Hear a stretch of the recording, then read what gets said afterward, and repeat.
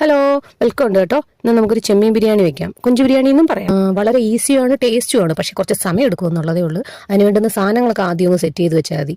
അരിയൊക്കെ രണ്ട് ഗ്ലാസ് അരി കൈമാ റൈസ്, അത് കഴുകി അങ്ങോട്ട് മാറ്റി വെക്കണം. ഇഞ്ചി വെളുത്തുള്ളി പേസ്റ്റ് ഒക്കെ അങ്ങോട്ട് ഉണ്ടാക്കി വെച്ചിരുന്ന പിന്നെ കുറേശ്ശെ ഓരോരോ പണികളങ്ങ് ചെയ്താൽ മതി. കുക്കിംഗ് തുടങ്ങുന്നതിന് മുമ്പേ നമ്മൾ ഉപ്പും മഞ്ഞപ്പൊടിയും മുളക് പൊടി ഇട്ട് കൊഞ്ചിനെ അങ്ങോട്ട് പുരട്ടി അങ്ങോട്ട് മാറ്റി വെച്ചേക്കണം. നമുക്ക് വറുത്ത് കോരി എടുക്കാനുള്ളതാണ്. പിന്നെ നമ്മൾ ഈ 5-6 സവാളയിൽ നിന്ന് 2 സവാള എടുത്ത് ആദ്യം നൈസായിട്ട് അരിഞ്ഞങ്ങോട്ട് വറുത്ത് കോരണം. അതിന് വേണ്ടുന്ന എണ്ണയും നെയ്യും കൂടെ മിക്സ് ചെയ്ത് ഒഴിച്ചിട്ട് അതിനകത്തോട്ട് വറുത്ത് കോരണം. ഈ എണ്ണയിൽ തന്നെയാണ് ബാക്കിയുള്ളതെല്ലാം ചെയ്യുന്നത്. ബാക്കിയുള്ള സവാള കനം കുറച്ചരിയണമെന്നൊന്നുമില്ല, എങ്ങനെ അരിഞ്ഞാലും മതി. ആ അരിഞ്ഞതിനകത്തോട്ട് ഇഞ്ചി വെളുത്തുള്ളി കൃഷി ചെയ്ത് ഒരു 5-6 പച്ചവളം കൂടെ കൃഷി ചെയ്യണം. ഇട്ട് അതങ്ങോട്ട് അടച്ചു വെച്ച് ഉപ്പ് ഇട്ട് അടച്ചു വെക്കുമ്പോഴത്തേക്ക് നമുക്ക് ഈ വെള്ളത്തിലോട്ട് ഒരു 5-6 കുരുമുളകും 2-3 ഏലക്കയും പട്ടയും ഗ്രാമ്പും ഒക്കെ ഇട്ട് കുറച്ച് നെയ്യൊക്കെ ഒഴിക്കണേ.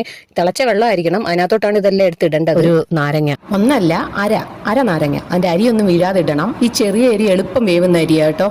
ഈ കുക്കറി വെച്ചാലുള്ള ഗുണം എന്താണെന്ന് വെച്ചാൽ ലാസ്റ്റ് ഇതിൽ തന്നെ സെറ്റ് ചെയ്യാം. ആവശ്യത്തിനുള്ള ഉപ്പ് ഇട്ട് അടച്ചു വെക്കണം. വിസിൽ വേണ്ട, വിസിലല്ല വെയിറ്റ് വേണ്ട, അല്ലാതെ അങ്ങ് അടച്ചു വെച്ച് തിളച്ച് ഒരു 90% വേവിച്ചാൽ മതി. അത് അങ്ങോട്ട് ഇരിക്കട്ടെ. അപ്പോഴേക്കും നമുക്ക് ബാക്കി ഗ്രേവി ഉണ്ടാക്കാൻ വേണ്ടിയിട്ട് സവാള കുറച്ച് വഴന്ന് വരുമ്പോഴത്തേക്ക് അതിനകത്ത് മുളക് പൊടിയും മല്ലിപ്പൊടി വേണ്ട, മഞ്ഞപ്പൊടിയും കുരുമുളക് പൊടിയും കുറച്ച് മസാലപ്പൊടി, ചെറിയൊരു സ്പൂൺ മുളക് പൊടി ചേർക്കാം. എരിവിന് വേണ്ടി നമ്മൾ പച്ചമുളകും കുരുമുളകും തന്നെയാണ് ഉപയോഗിക്കേണ്ടത്. വറുക്കാൻ എടുക്കുന്നതിന് മുമ്പ് കുറച്ച് കൊഞ്ച് നമ്മൾ മാറ്റി വെക്കണം. അത് ഇതിനകത്തോട്ട് ഇടണം. എന്നാലേ ആ ഗ്രേവിക്ക് ഒരു കൊഞ്ചിൻ്റെ ടേസ്റ്റ് വരുത്തുള്ളൂ. എന്നിട്ട് നമ്മൾ കുറച്ച് കൊഞ്ച് വേവാൻ വേണ്ടിയിട്ടുള്ള വെള്ളം, അത് തിളപ്പിച്ച വെള്ളം തന്നെ ഒഴിക്കണം കേട്ടോ. ആ വെള്ളവും കൂടെ ഒഴിച്ച് അതിനകത്തങ്ങ് അടച്ച് വെച്ചേക്കണം. അതുമാത്രമല്ല, നമുക്ക് സെറ്റ് ചെയ്യാൻ നേരം കുറച്ച് വെള്ളത്തോട് കൂടിയാണ് വേണ്ടത്. ഒരു മലയാളി ടച്ച് വരാൻ വേണ്ടി ഞാൻ ഇവിടെയൊക്കെ കുറേ കറിവേപ്പില വരെ ഇടുന്നുണ്ട്. എന്നിട്ട് നമ്മൾ വേറൊരു പാൻ വെച്ച് പുരട്ടി വെച്ചിരിക്കുന്ന കൊഞ്ചിനെ എടുത്ത് വറുത്ത് കോരണം. അതിനുശേഷം കൊഞ്ച് വറുത്ത് കോരി മാറ്റി വെച്ചേക്കുന്നതും കൂടെ എടുത്ത് ഈ ഗ്രേവിയിലോട്ട് ഇട്ട് കുറച്ച് മല്ലിയിലയും കൂടെ അരിഞ്ഞതും കൂടെ ഇടണം. മല്ലിയില അരിഞ്ഞത് മാത്രം ഇട്ടാൽ മതി. പുതിനയില മാറ്റി വെച്ചാൽ നമുക്ക് ബിരിയാണി ഇടാം. സെറ്റ് ചെയ്യുമ്പോൾ അതിനകത്ത് ഇട്ടാൽ മതി. ആവശ്യത്തിനുള്ള ഉപ്പിടാൻ മറക്കല്ലേ.